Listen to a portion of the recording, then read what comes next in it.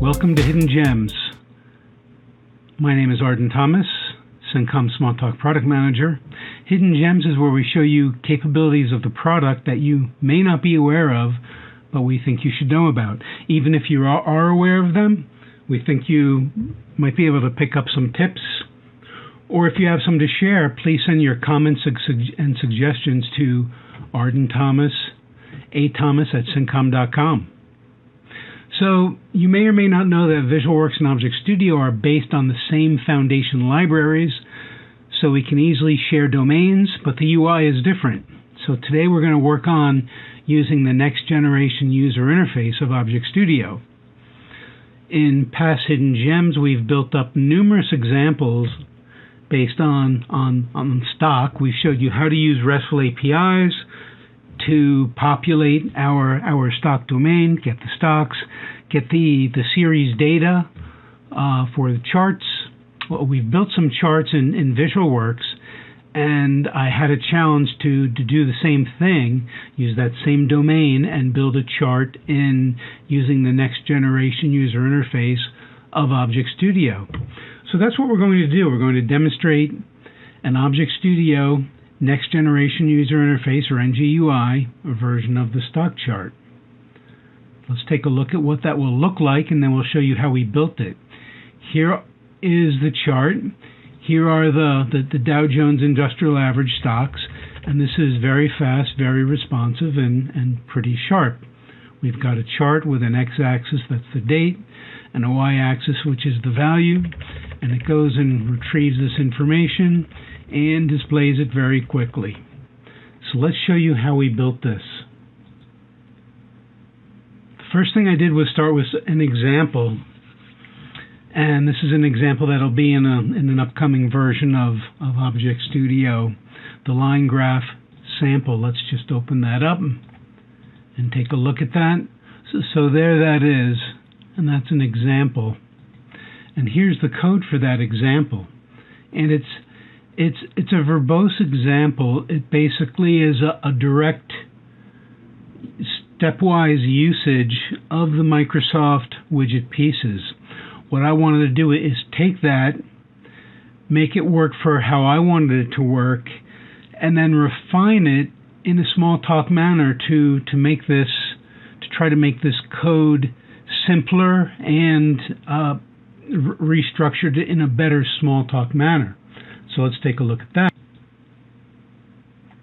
So the first thing I wanted to do was get something basic running. I wanted to get a simplified application without the chart, just with the label and the list populated, and then refine that.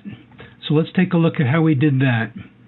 That is right here. The first thing I did was essentially copy this code and comment out the chart piece of that, and then start to refine that. So notice we're walking through in a very verbose fashion, such as building the layout frame, giving all the different properties, which shows you all the different things you can do.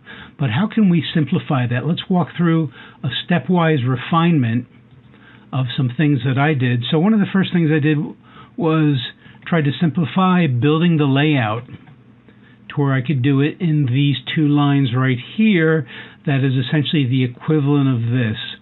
And I did the same thing in both areas for both my label, UI static label, and my list box. Next,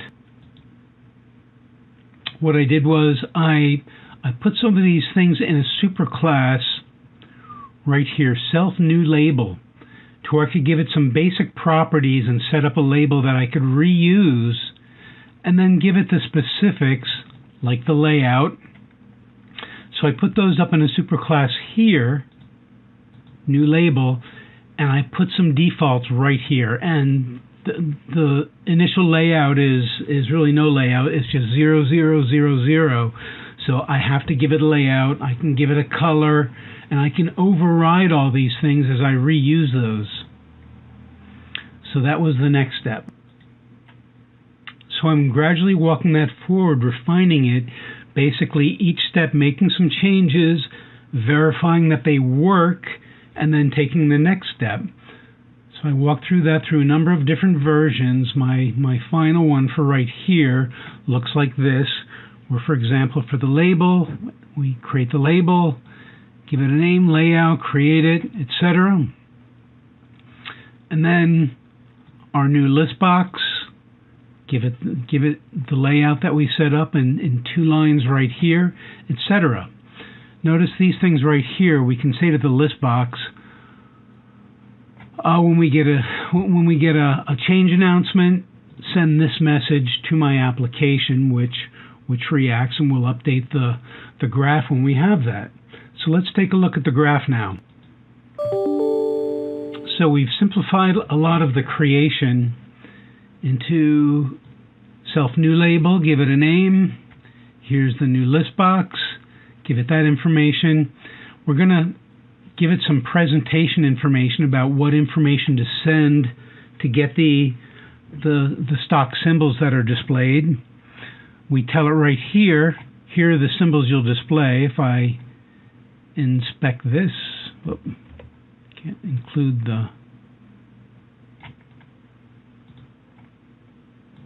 Here's the list that we display, the list of the Dow Jones Industrial Average symbols, and also our new line graph, which again we put the defaults up in the superclass, and then basically give it some basic information.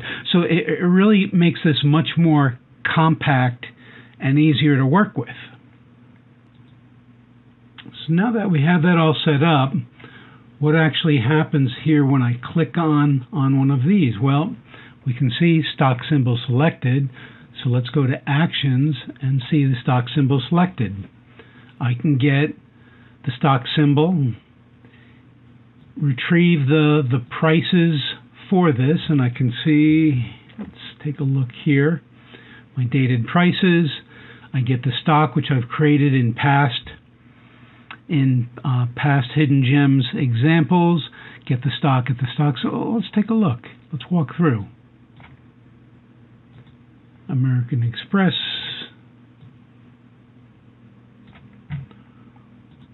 We'll get our stock right here, which looks like this. New York Stock Exchange, this industry, this name, sector.